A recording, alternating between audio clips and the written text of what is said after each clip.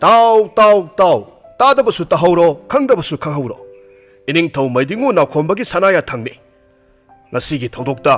mathwai thakraba makhoi anigi manungda, paraihan kauba nupa adugidi, sanabi matungina. Mahaki asibagi mathau mangam, sabsana, hayengi numitta, iningthau masamak yauna, pangthokkadauri. Aduga mahak nataba, tolongba kauba nupa adugidi, thabak amata tauroi. Mahaki asiba haksang adu, asongba umang manungda oina, hundoktuna thamgani. Sahakai, langza usikna singbagi masjak oijasanu. Hariba wafam masigi mayokta, kanagumba amatana, thabak tauramlaba. Miyoi adu, nupa oirambasu, nupi oirabasu, khudakta angang olangani. Tau, tau, iningthaugiya thangni. Mapangal kallaba ningthau naukhonbana, sauraba laibak adugi ningthau oiduna, wayal supli pairame. Mana ningkrabadi, khak hongdana, haikiba wafam amada, sap yungna leptuna, laiba ningthau amani. Laibak asigi ningthau mahakna oiba, sayol ani phadre. Mahaki tamthiraba lisad, maong matau, landa thauba kaya asida, laibak praja miyamna, magi mamingta tavada, masa pumba thak thak niknai haiba yaribani. Kana amatana, magi mayokta phe lauba ngamde. Matam amada, ningthau samairangbana palingai matamdadi, laibak wayalgi thaudada, khara makhaidi komthoklammi. Praja sing adu yongna waba khotpa tauramde. Lalup kabagi sana kanglon ningthina lairammi. Sing tam ani asibusu, sap manaba mityengna yenglammi. Tangdu laitaba lamdam ama haibadu oirammi. Haujik, sauraba laibak asigi, ningthau oina, naukhonbana palaba matam asidadi, sayol ani tangairi. Asigumba akiba phanglaba saktam asi urakpa. Ahing nongyagi matamdagi thokhiba, lanpham aduda, miyoi khara mathwai thakre. Makhoi sing adugi manungda, paraihan amadi, tolongbasu amani. Makhoi ani masil manauni, taubatabu mama tinade. Kanbada thaubada loksing laibada, mapa laitaba makhoi anini. Sagol tongba nupa adugi, ningthaugi paujildu tavada, yum yumda lainaramba miyoi sing, kibana masapum namag loinaramme. Sakhomda magi nupina sak thongliba adu, munba loiba ngairiba nupa amana, mathwai wana, asumna hairamme. Laibakse, karam thoknagadaba. Misang sangga laijadaba, lairaba ikhoigi laibakti, ngasi hayeng tamba ngamba natre. Laibak thiba numit amada, adum ningthau naukhonbase, pikna marum yamna kare. Laibak asita, mahak mangaire haibagi matagum, magi masa asita, akiba maset amata laitre. Pumnamaksay, mahak na ngamlagani haibagi mata amagum tauribani do. Haujiksu, mahaki aning ba apamba do, taunana ba haiduna, sagol pau thari. Mi amagi asiba haksangbu, satnabigi matung inna, mathau mangam pangthokloy, madugi mahut, umangda langsektuna, sa kagi masinjak, ohengani haribasibu, karamba thamoino. Wafam masida sak thonglibi mahaki nupina amuk hairamme. Magidamak wabi bagi matam natte. Aduga makhoi pabung, ningthoksigi mayokta, wa machet amata haibiganu, ngangbiganu. Mahaki tamthiraba lisat ase, nahakna hena khangliba natro. Aidi yamna kize. Ipangal sonba, misang laitaba aikhoidi, awaba lising thengnarasu, sinbal se, kha thak siktuna, karak siksinaduna khangba taido. Nupi, taning di haibagi wani ne. Magi laibak wayalna, phana kanba oirabasu, siraba haibasidi sirabani. Amuk hanna hingalakadaba natre. Tawpham thokpa mathau adudi tawba yaidana. Ho ado yare haiwane, khit tokpiro. Ningthaugi maramda wangang nagumsi. Ningthaugi manadi, phaklangda thetli hainabado kaubirabro. Ai sak losilak nasa singdo sak sananaba koksin biraklo. Praja pumnamak lonthokdaba amagum sap lainaki. Maning makha tauraduna ningthau naukhonbana palakle. Amuktang sauraba laibak asigi ningthau oirabadi haiduna singduna lakhibani. Ningthau naukhonbana hairamme. Aigi laibak kidamakta parai hanna lusingduna lanthengnakiba mahak thauna phabani. Aina thagatli. mahaki thawai yaudraba asiba haksangdo praja khudingmakna dhup thangmai manam nungsiba sandan lei parenga loinana thawai yauna phumgadabani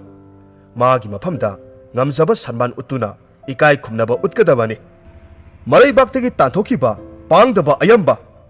maraibak-ta mahakna amuk halaklaga lona mapa mapuna thambiramba sanana phudonglaba mandir laisang kayabu thugairaga masadagi tarakpa itana sagaina tai hatpa masagi khorangba kokani haiduna thauranglamba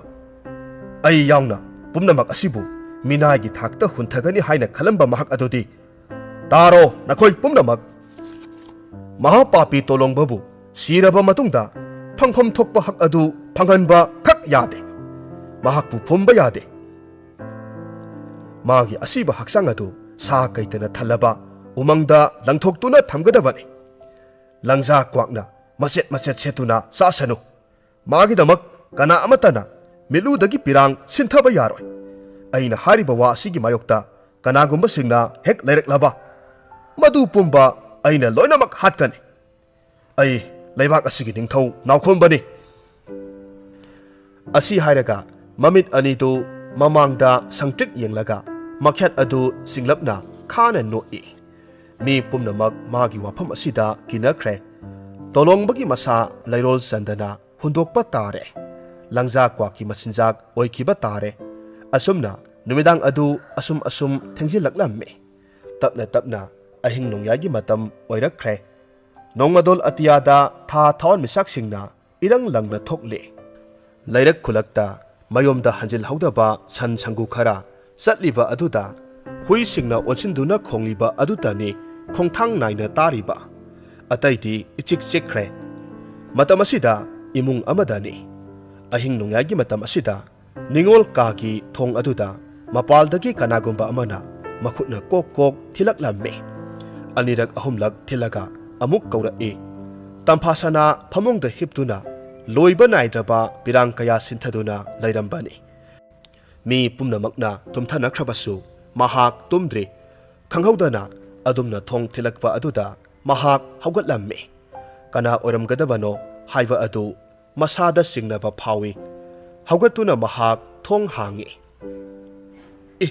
Saphabi nahakla mapaldagi khumlakhi mani ise nanawni thongse amukta hangdokpiyu tamphasana thong hangdokle leptuna lairamba Saphabisu ka manungda sanglaklamme aduga thong adu setna lonsilli tamphasana na hairamme nangbu haujik phawba thenglene isegi asida tumlasi Saphabi wa ngangde mahak ngangthokpa ngamde adubu magi thamoi nungdadi wamaigum omduna phum adubu magi thamoi nungdadi wamaigum omduna phumduna lairiba wafam kaya amasu lairibani mahaksu ngasai makai kappa yaba kaplurabani kapna wakhal kaya amasu khankibani khankibu wakhal aduna lising oiduna ahingi matamasida mahak masegi manak tamna lakpani ise leibak ningthongni haiduna asumna hekta ibungda sibagi hak matpa asidi ai yaba khak ngamlo mahak nangami haiduna asumna tawraga aina tumina khak laisinba ngamlo Saphabi ise ekhoi ani satse ahingsida ekhoi ani satse ha kadaida ibung yaimagi asiba haksanga do lairol salusi Saphabi karino nangna haribadubo nate nangbu ngaurabro leibak senba thungna ningthaugi sanaya thang senkibadubu nangbu tahaudabaro takiba maya thang adubu aigi nakong anisida hanjin ninduna yaiduna lairi ise ai mitkup amata laitaba ngamde lanpham asida sikiba makhoi animak aigi ibung ngaktani amana sibagi ikai khumnabagi hak phangba amana phangdaba masibu karamba lisano aigi ibung yaimagi haksangbu sa kaigi masinjak oyan khibadi khak yaro ise haujik aikhoi animak thuna chatsi lairon sandana phumdana thamliba ibunggi haksangdo lairon amukta salusi Saphabina ꯃꯁꯦꯗ ꯑꯁꯨꯝꯅ ꯌꯥꯝꯅ ꯀꯟꯅ ꯍꯥꯏꯔꯝꯃꯤ ꯑꯗꯨꯕꯨ ꯃꯅꯥꯎꯅꯨꯄꯤꯅ ꯑꯁꯨꯛ ꯀꯟꯅ ꯍꯥꯏꯔꯕ ꯐꯥꯎꯕ ꯇꯝꯐꯥꯁꯅꯥ ꯈꯛ ꯌꯥꯔꯝꯗꯦ ꯏꯆꯦꯒꯤ ꯏꯕꯦꯝꯃ ꯅꯪ ꯑꯃꯨꯛꯇ ꯋꯥꯈꯜ ꯈꯟꯈꯣ ꯑꯩꯈꯣꯏ ꯑꯅꯤꯅ ꯑꯁꯨꯝꯅ ꯇꯧꯕ ꯍꯥꯏꯕꯁꯦ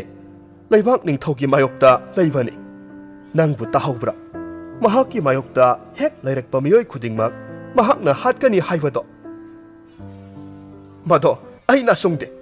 ꯃꯥꯅ ꯑꯩꯕꯨ ꯍꯥꯠꯈ꯭ꯔꯕꯁꯨ ꯏꯕꯨꯡꯒꯤ ꯑꯁꯤꯕ ꯍꯛꯆꯥꯡ ꯑꯗꯨꯇꯪꯗꯤ ꯑꯩꯅ ꯐꯨꯝꯂꯝꯂꯕꯗꯤ ꯌꯥꯔꯦ ꯑꯩ ꯁꯤꯔꯕꯁꯨ ꯌꯥꯔꯦ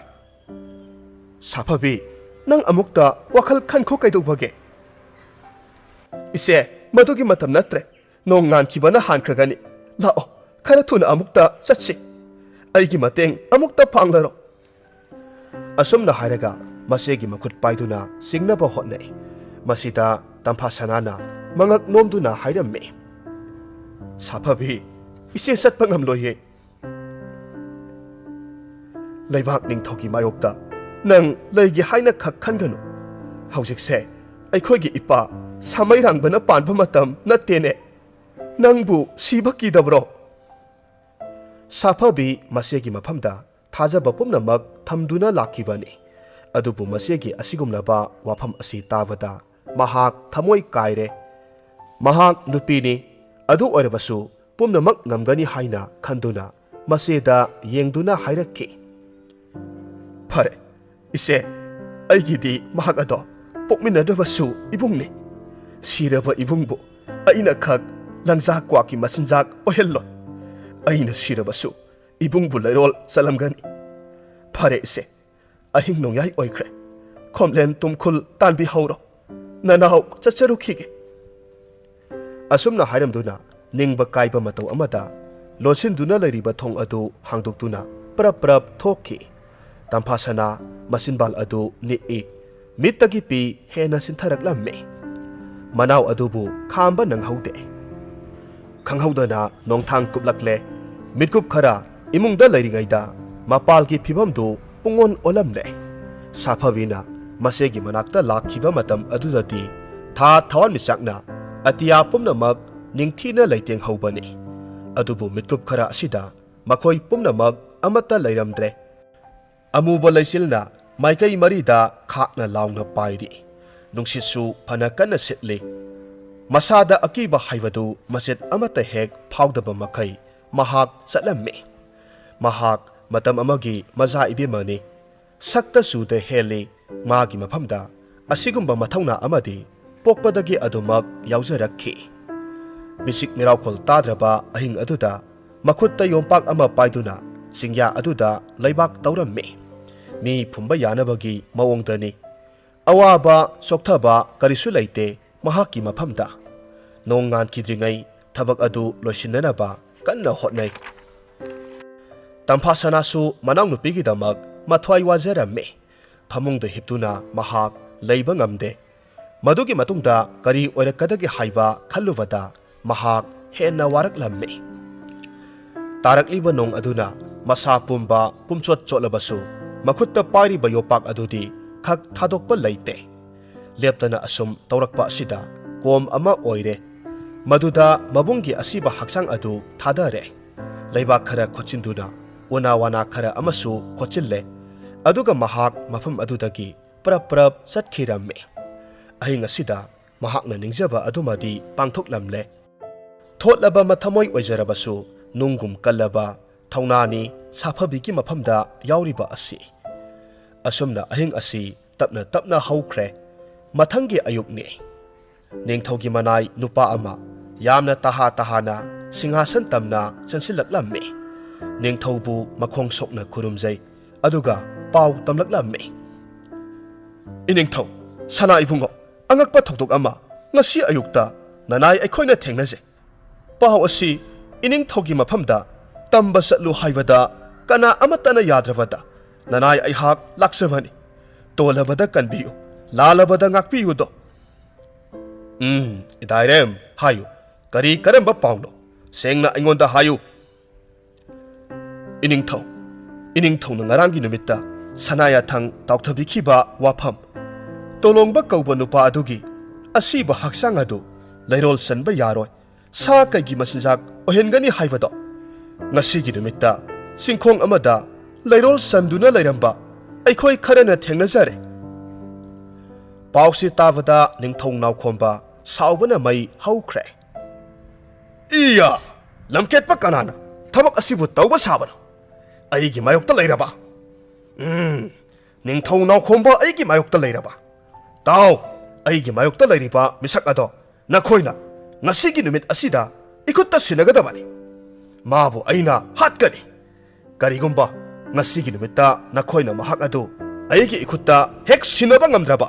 nakhoi loina loi thagani manai nupa adu kibana loikhre masa adu niklamme loi thagani haina hairakpa asida hena pakhatkhre kari nungi pau asi ningthaugi maphamda tamba laklubano haiduna khanjaraklamme ningthaugi maphamda hoi haiduna mangak nona khurumlaga mahak satkhre ningthong nakhomba saubuna mai hauramme iya aigi mayoktasu leiba saba khanganidana ngasigi numit asida manai nupa adu lambida sumtring satli karam toksigi haina wakhal khalamme selabasu hingloidori maha handakki matang asida mahakki mathwaidu manglagadra haina nungsa thire asomna mahak wakhal mayam ama khanba aduda kona thangda upai ama phangle thuna yangna singkhong adu tamna satuna tolongbagi phumduna leiriba asiba haksang adu laukhatuna umang aduda thamlamme aduga mafam saba ama yengduna lumduna leikhre ngaihak leibagadi mafam aduda Saphabi amuk lakle Saphabina ure ngarang leinungda phumlamba adu tawthoktuna leiramle mahak mathamoi wajai kadaida leikhrabagi haiduna koichat chatuna yengba hauraklamme mafam amada mabungi asiba haksang aduna taduna leiriba adu ure kanasu ude khangte haiduna mabungi asiba haksang adu amuk singduna kom adu tamna amuk puraklamme aduga leibak khochinduna phumnaba hotnai matamasida magi matungdagi ningthaugi manai nupa aduna khonjel kalab hairaklamme lenganu masi amata lenganu Saphabi swai lawi saplepi manai nupa aduna amuk hairamme nang oire asumna lona thupna tawromliba asidi sana ningthogi mayokta leiba sai karisu leitaba nangna lepa sai tamba nupa amana oigadra haidana aina khalubani aduga nahak oiramlaba hai lamketpi ningthogi mayokta leibi law hojikmak sana konungda chatsi iningthogi mayokta leiba sibagi dandi phangani haibase nasana khangjadraba malene hojikti nahak senpham leiruidori parap parap konungda chatsi Saphabi wa machet amata ngangde tuminna haugatle aduga ningthaugi manai nupa adugi mang thaduna konung taba lambi aduda chatlamme manai nupa adudi mathamoidu haraubana loikhre awa serak phangadra haiduna pakhatna leirambani haujikti soidana mana mathum phanglagani haina khankhre asumna makhoi ani haujikti sana konung yaurakle ningthaugi manai nupa aduna ningthaubu khurumduna hairamme iningthau tolabada kanbiyu lalabada ngakpiyu tolongbagi asiba haksangbu leirol sanduna phumjilamba iningthaugi sana mayokta leiba misak adu mahakni nanaina phajarakpani ningthau naukhomba mamit anidu lauthoktuna nupi aduda sangtrik yengi aduga hairamme nang oire manai nupa aduna Saphabida onsillaga hairamme hai asengbadu hayu maron thoktabi amagumna tuminna leiganu ningthauna amuk makha taraklamme ningthau samairangbagi iton tonbi maza ibima Saphabi aigina imau oirakadabi hai nathau natana nathau sabi tolongbasi nangi nabungni haiduna asumna tawba sajaribra nangi si pokminna basu nataba mahakse leibak asigi mayokta leiba aigi mayokta leibani haibasi nang khangdabra yeknabagi misang sangduna lanpham aduda aikhoida oina osinba mahak siribado yamna pharabani mahaki asiba haksang adu langja kwakna machet machet setuna sahan gadoribani aduga aigi mayokta leibi nangbu aina khak koina hinganduna thamloi imong pisu oiroi hai santri mabu puthoko ka amada section thamo ngasigi numit asina magi aroiba haibado oigadorabani Saphabi wa masit amata ngangdana tuminna lei manai nupa aduna satnaba hairakhi matamasida tampasanasu mafam adu tamna khonglei yangna chansilaklammi manau nupibu ningthaugi manai singna phaduna pukre haibadu tabada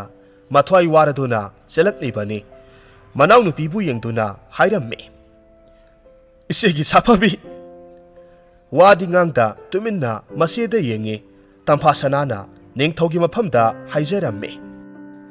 iningthau aikhoibu nasamakni khanbiyo inauki thawai asibatangdi iningthongna kanbiyo iningthau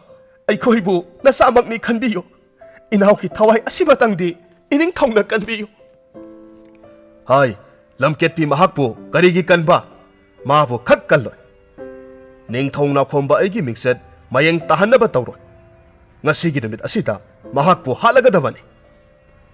iningthau phare adudi mahakpu hatpada aibusu hatpi thabak ase isil inau aikhoi ani punna tanaraga tawminabani ngasai makai wa masit amata ngangdana leramba Saphabi handak mukti masena hairakliba wa aduda tuminna leiba ngamdre isina haribadubu karino mado minambani madu oithoktabani adumna haigano ise Saphabi aise nangi naseni pokminadrabasu naseni nangbu isina yamna nungsiye nangna haiba wada isena yakhidi haiduna nang iseta saugano ise madu yade madu khak yaro isena karigi sigani thawdok asida ira lairibadi aide ai ithantani karigi isena serak phangadoribano isegi ibema nahakna sikhraga isedi karamna lehogani ise ithanta lehauba ngamloye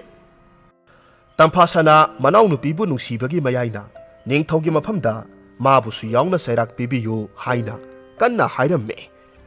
ningthong naukombana manai nupa kharada onsillaga hairamme hai masil manau makhoi animak puthokro nanthokini section na thamo masil manau aniduga loinana makhoi thokre nakalda phamliba angamba nupa aduna ningthaubu yengduna hanglakhi iningthau masi asibusu yauna hatkadoribra ningthongna hairamme masi asibudi hatlon mangakanbi lamket pise aigi mayokta leibi manau nupi asibudi aina suksoi choidana hatkani adudi iningthau luhongbagi wafamdi tokpa tare karigi luhongba magumbi amabu aigi imau karamna oini tokle luhongba tokle adubu iningthaugi naitom pokpa isa salairel nadi wafam asida soidana akanba wa hairakani mahaki thamoina Saphabibu yamna nungsi haibase iningthau yauna aikoi loinamak khangnaribani to mahak aigi isani mapa aina haiba wa khudingmak mana inba tai aduda iningthau wa makha taganu angamba adu tomin laiki adubu asigumlaba wafam asida ningthau mapa masagi mafamda muknaba ama yamna sauna lakani haiba asimadi mahakna khangle piklingaidagi hauna salairen amadi Saphabi loinarakpani pakhang leisabi pharaklaba matamda makhoi anigi thamoigi oiba mari adu miyamna khangnaba haurakkhibani matang matam saraba matamda leibak pungjau thinna lohongsi hainaduna leirakkhibani adubu samairangba ningthongna thupkhiba matang oibana matam khara khajik yaithokpani haujikti ningthong naukhomba Saphabibu mamau oibagi mahut makhutmakna hatkadauri matang asida salairelsu ipa pakhatna taha mapagi manaktamna chansilaklammi mapabu khurumduna mahakna haijaramme pabung nasana tarakliba paw asibu asengbara asumbara haibiyo pabung asumbare isana tarakpa paw khudingmak asumba ngaktani salairel ngaihak wakhal ngausatne mapada sangtrik yengi hairakhi Pabung, mahak ato, atay ka na natte haiba, pabung na hena kangbiriba natra. Nasa aigi tamoy layomda, lachaba saktam amani haiba, kang na, pabung na tawbiriba asibu karigino. Pabung, magi mapamda, karisut tawba yara. Maga aiga lohong na bagi matam, lepna duna layrabani. Ipagi bungaw, wakal taw, napa ay na tawriba say, nang suyaw. Nupi say, mipatani. Maha o manggol ki masak ni. Magumbi lamket pi amabu, aigi imaw, sagay asigi maw, ay na kag loksilloy. Madubu hekta yaba wapam na ne, pabung, madu yaba hong na de. Hay, mahakse, napa aigi mayokta laybini ne hey. Ay na asiba haksang, pumba yaroy haydana, pautang satpabu, mana tawaydana, aigi mayokta tabak tawriba aduni. Aduna ibungo, nang magi wakal kaluragano. Ngasigi numita mahak siragadabani. Wapam asi Saphabibu thamoy sengna nungsiruba oibana salarian gi mathamoyna taduna leiba ngamdre mapagi mayokta hairaklammi. Pabung karigumba pabungna mahakpu hatnaba hotnaraba nasa aigi asiba haksangso pabunggi mit anina uba phangle haina khanbiyu. Aigi punsi asina hek leiriba makhaidi mahabudi aina khak thadoklaro. Mahagidamakta ay thawai ase tharaba sungamni. Asumna thongna phana hairamduna mafam adudagi parap thokre. Ningthau nawkhomba masanupagi wafam aduda karam tawgani haiduna mahakna wakhal tawhorammi. Nakalda phamliba angamba nupa aduna ningthaubu yengduna amuk hairaklammi. Iningthau nasanupana hairakliba wafam asidasu asengba asumba yawido. Nungsiba haibasidi nungsibani. Nungsibagidamagta siba naba kiba nattedo. Ningthau nawkhombana amuk saungna hairammi. Kari angang mahakna aigi mayokta leiba ngamgadaba natte. Aise mahakpu pokliba mapani. Aigi aningba apamba asigi mayokta mahakna khak leiba yaro. Aina haikrabadi haikre. Lamket pinupi masa adubu aina soidana hatkani. Angamba nupa adu pumbangnay. Handaki matang asida mapa masa makhoi aniki maphamda yamna sauna muknaba amadi thokadawre haibasi mahakna mayek sengna khangba ngamle. Mitkup ama leibagadi ningthaugi manakta leibak adugi maisau oiriba tungda lakadaba thoklakadaba thokdoksing mangjaunana uba ngamba nupa adu changlakle. Asigumba miyoi asi leibak ningthau yauna praja miyamnasu yamna ikai khumnai. Makhoi asibu leibak aduda yamna awangba thakta thamnai. Ningthau nawkhombana maisau adu uraduna makok nona khurumjai. Aduga phampham langda lengsin binanaba haijai. Maisau adusu phamle. Ningthauna maisau aduda mahakna wanglen matam sadana mahaki manakta lakpabu kari karamba athuba wafam leibage haina hangjarame. Masida maisau aduna asumna hairakhi. Iningthau ibungo tungda oirakadaba tholakkadaba wafambu uba ngamba mangjaunana haiba ngamba mi amani aihakse. Sahing saba useksingna hauna khongladuna khujinga masaga khotnaduna phunaba laurakpagi khonjelna aigi inakong asida ninki. O mangkolgi khudam sangdam aina phanglabada singnaraduna karino haina kupna yengluba matamdadi jaiga tawbagi singsu mai sakhide. Pumnamak aremba taduna tokhe. Ishwargi mafamda aina lisinglak hangjaraba matungdadi siraba miyoi amabu nahakna tathi tawaina tawbagi khudam phangle. Iningthau asiba mi amagi hak matpa asidi nupa thokpa karamba thauna lingjel leiba kaubage. Aihakna hairiba asini nahakna nunga yaifana paninglabadi aina hairiba wa ase indaba tawbiganu. Ningthau samairangbagi masanupa tolongbagi asiba haksang adu haunabi matung inna dhup thaumai thaduna lei saiduna phommu. Maisau asigi asigumlaba wafam asi tabada ningthau nawkhomba thoina hena saukre. Mipum khudingmakna magi mafamda hena saunaba ikang langsilakpagum thokre. Wafam asi taruvada hana ikai khumnaramba maisau adubu tathi soinaiba wahina haiduna amuk hanna magi mafam konung aduda lakpa yaroi haiduna minungsi leitana tanthok piraklammi khubakta khutum sujinjaduna ningthongna haijarammi nakhoi pumnamakna aigi mayokta lepli lai phawba yauna mifatta tolongbagi misangda lepli mi oirabasu lai oirabasu aina singnagani mahaki asiba haksang adu aina sa kaina maset maset setuna sahangani aduga nakhoi pumnamakna kannanaba hairiba nupi masa adubasu aina hatkani aduga magi haksangbu aina umangda langja kwaki masinjak oinanaba hundokani ai leibak asigi ningthau nawkhombani asi hairaga khana noi pungja khara haukhriba pungja khara asida thoganingdaba oheningdaba thodok kaya ama thokre ningthau nawkhombadi mahakki sana phambal mathakta phamduna wakhal taurammi tungi pomit yengle ningsingi Julius Caesar haiba kan thauraba leibaki ningthau amabu makhoi kharana lautunaduna hatkibaki wafam wari madumak magi maphamda thoklakadra haina mahaki thamoida hena singnaba phawi adubu magi mayokta kanamatana laihalloi haibasi mahaki sab yungkhraba wakhalni adumna wakhal tauringai aduda konung manung aduda irang langnarakbagi khonjel mahakna tarakhi kari tauraba yauraba jatno haiduna koirei leiduna yenge tanja aduda mahakki manaktamna magi nupi thasanadu chansilaklamme mawong ama itau tawi masammana ipha phai mapuroibagi makhongda tuduna haijai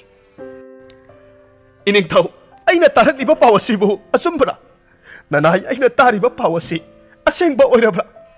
ngamloi ai isa kaina ba ngamloye isa yaudana hingba khak ngamloi khanghaudana magi nupina hairakpa wa aduda ningthau nawkhombasu karino haiduna ingak ngakna wakhal tawi hai sana nangna hariba wa asibu karino aibu wakhal tadrine he amata poksabana sanupado kongoi thauri thuduna thauri yanduna siaure santri amana pau tamle iningthau nawkhomba hena ngakpa phawi masanupana ngaihakki mamangda magi maphamda hairamkiba wafam adu khangning ningsinglaklamme thasana mathamoi sokna haijai masi pumnamak asi nahaknani pumnamak asi nahakna oihanbani nasabu nungsiba ngamdaba nahakti masa hatpa ngamba mapani aidi isabu kainaba ngamloi isaki masak udana ai mitkup amata leiba ngamloi mathamoi sakna angaubi amagum phuk haugatuna senkhre ningthong nawkhomba wakhal khanpham khangde karino tawgadaba haiduna khalle haujikmak chattuna yenglurage haina khanduna maha konung manungdagi makhong thangdorakle parai hangi asiba haksang adubu leirol luna tawduna phumnanaba sing aduda kanna thaurang tawringai matam aduda tengtha nawoibagi khonjel ama makhoi mayamna tarakhi leibak tawromba langlamba mayam adu saplepi khonjel adu karino haiduna makhoi taramme singnaba phaurakhi kona thangda khonjel adu Rajkumar salaireni haibasi khanglakhi maduga hek thangnaba mitkup aduda makhoi mayam adu khonjel adugi maikai adomda sangsilli hanna yengluba matamdadi onthokpa phibam ama oiramkhi loknung aduda phi matek amana mangakta thauri kongoi hukladuna saphabi thauri yanduna siduna leiramkhi aduga magi makhwang mapa adudana Rajkumar salairena chetna konduna kap lauduna leiramme magi makutta kundo parengsu chetna pai thamoi sokna kapsei hinglingai matamda nungsi panthung yaukhirabasu thawai sikla oiduna nungsi panthungdi soidana yauminagani haibagi wakhal asiga iroinana salairen makutta paiba thang aduna mabukta mathanta thinjinjaduna ningol mahakkidamak yaibi thawai thakiramme tamna khongbi singnunggi sekla tamnagum thamoi pondagi nathoklabi urembi kaubi sawagum